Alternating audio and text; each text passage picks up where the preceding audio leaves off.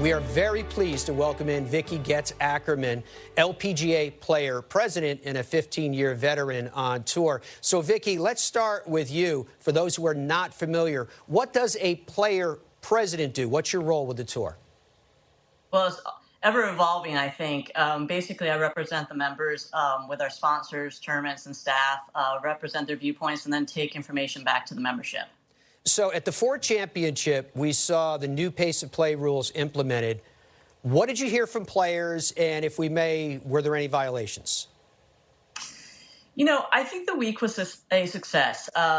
We did not have any penalty strokes. We had one excessive shot that happened. I thought our numbers were good. They weren't great. I definitely thought the players were ready, walked more with a purpose. I thought our team, our rules staff did a great job navigating the golf course. It was very tricky to get around in the desert, so difficult to get to rulings and things of that nature. We have some room for improvement, but I think overall it was a successful week.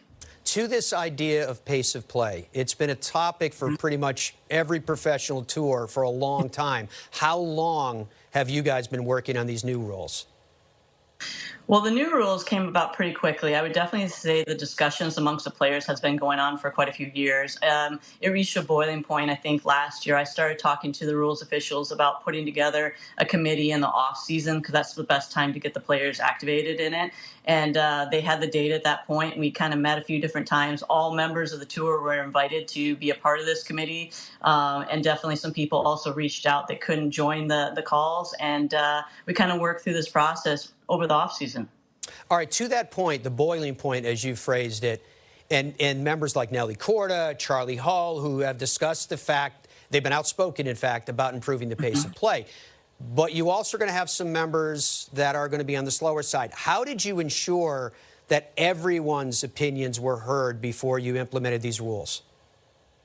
Well, like I said, we offered everyone to be on this committee. And then I tried to make sure that as I looked at this committee and I looked at the numbers that were out there with the players, that I kind of had some fast, some average, and maybe a little bit slower members on that committee just to make sure all voices were heard. You know, I think we did a really good job of listening and trying to be fair and also really trying to make sure that our policy is supposed to not only help our members have a better experience, but it's also supposed to help our fans. Because at the end of the day, we want this an enjoyable watching experience when they come out to see us.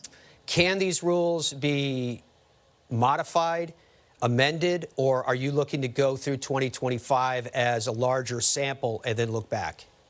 You know, I think we need to get a good chunk of time under our belt. I'll never say never. You never know about these kind of things. But I think that the idea is to assess at the end of the year. If we find something that's really not working, obviously we're not going to wait to that point. But I think, you know, the first week was good. We'll continue watching it and seeing the progress and seeing the effectiveness of the policy. That is the goal. If it's effective, then it'll stay. If not, then we need to change some things to make it effective.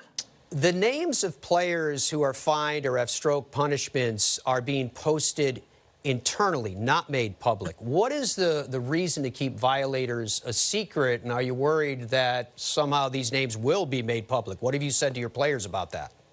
You know, we just felt that it needed to stay internal. Do I think that there's a possibility it'll be leaked? Absolutely. It seems like a lot of things tend to get out there. But from our standpoint in the LPGA, we didn't want it to be a shaming thing. This is something that we're working collaboratively with each other and not trying to put names out there, not trying to point fingers. We need to do this together. That's the only way we're going to have any success. And you're also on the search committee for the LPGA's next commissioner. Can you give us any insight on how that process is going and when it might be complete?